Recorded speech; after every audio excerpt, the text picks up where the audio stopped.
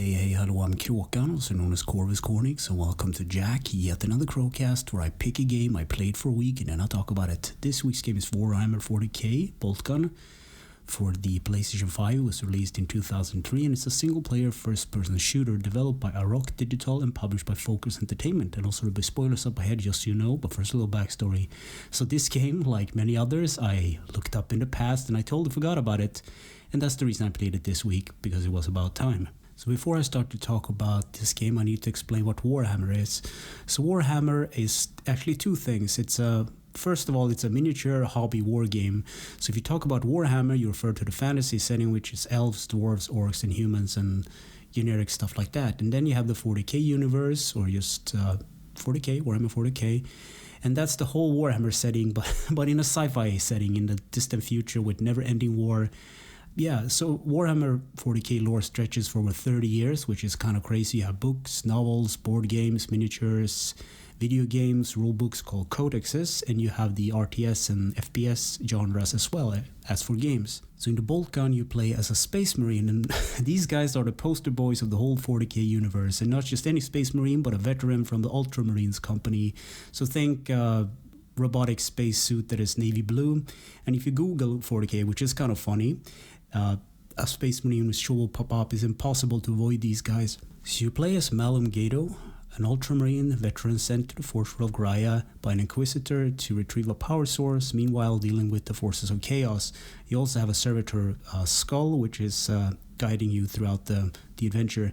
And the cool thing about these skulls are they're like intelligence, like not AI but intelligence, because back in the 39th millennia or something, mankind, the Empire, was using AI, and it went bad. So now they use these constructs instead. And a cool thing, or an interesting fact about these servitors, is they're mostly convicts that get lobotomized, and their skulls are used as, to serve the Empire. This setting is kind of cool and awesome. It's metal. So I need to explain a little bit more about what a space marine actually is. So they're taken in a very early age, going through a couple of tests, very rigorous tests actually. They get augmented with all kinds of stuff and turned into giant beefed up soldiers capable of doing amazing feats. Think Captain America times 10.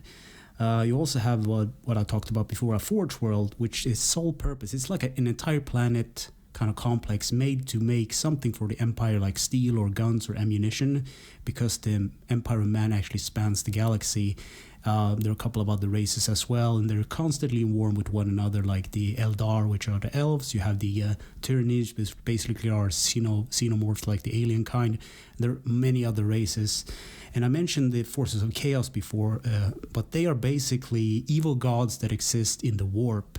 And in the warp is basically how you travel fast throughout the universe.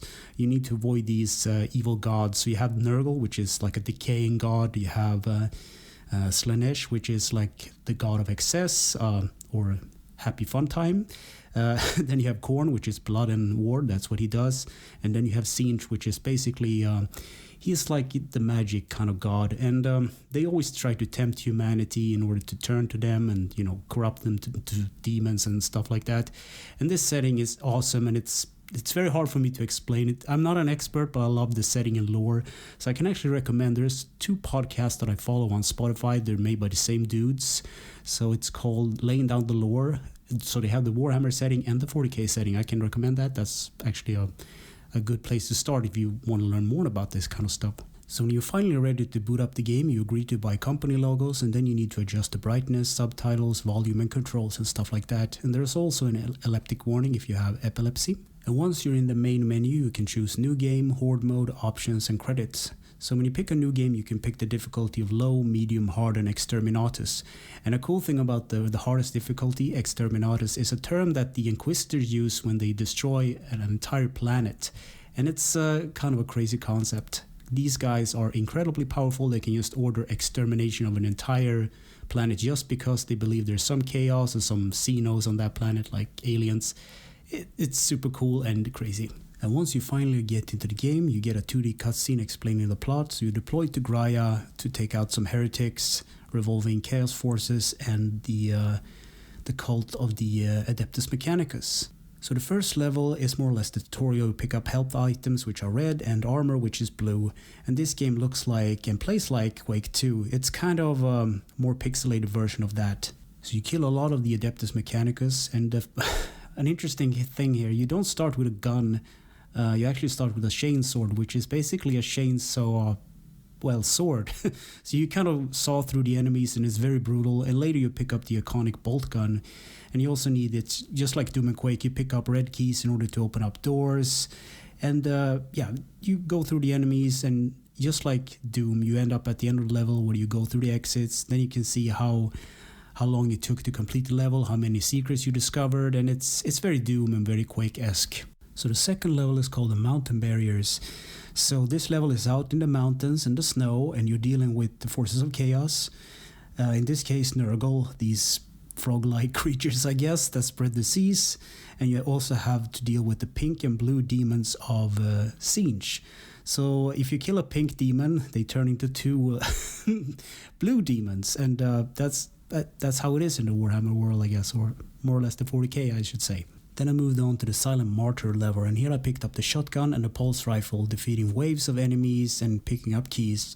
The next stage is the Martyr's Crossing. There are a lot of elevators to the point of ridiculousness. So this map is just, it feels like if a kid made a Doom map, they just copy and paste and say like, oh, okay, we need to make this level a bit longer, so you add a lot of elevators.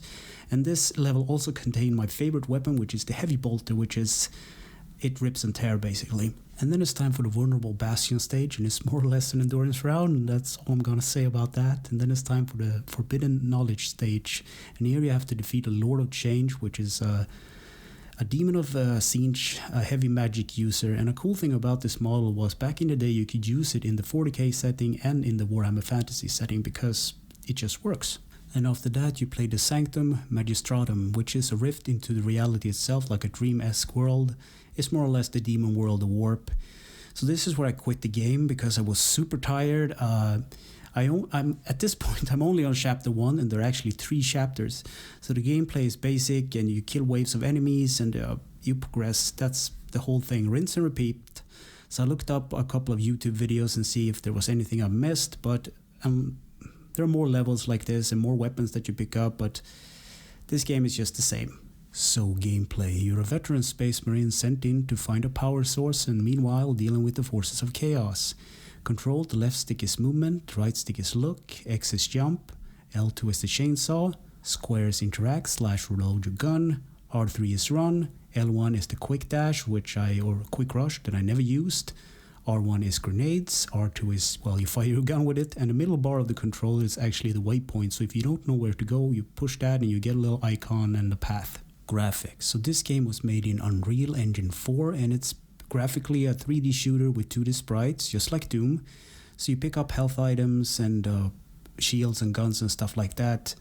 It's basically a 40k shooter with it feels like a mod of Doom or Quake or something like that. But a cool thing about the options, you can actually go into the options and you have like a retro graphic slider, so you can get it even more pixelated. And if you don't like that, you can go back to polygon. So there's it's a nice little feature with that slider. Easter egg, secrets, and glitches. So each stage has a couple of secrets ranging from 3 and upwards. So, but in my opinion, they weren't really hidden at all. Some of them are just on ledges, and they're basically like power-ups from Doom as well. You do more damage with the bolter. You get more health and stuff like that. But it's not really, I wouldn't call them secrets because some of them are actually just in plain sight. So in conclusion, I wrote, yes, play it if you like old school Doom and 40k. So this game is charming. It has unrocked that, old school feel of Doom. The design of the sound design, is great, and the music kind of fills.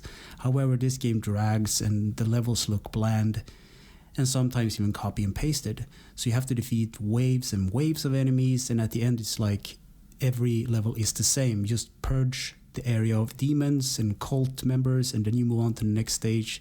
So if I were to recommend this game, maybe play it in sessions, like beat a couple of levels and return to it from time to time. The way I played it is not preferable. I just sat and tried to grind it all out, and I was so tired, and my eyes was even more tired because of the graphics, the sharp edges, and at the end I was like, yeah, maybe I should put this down now, and I never played it more than one time this week, but hey, that's sometimes the case.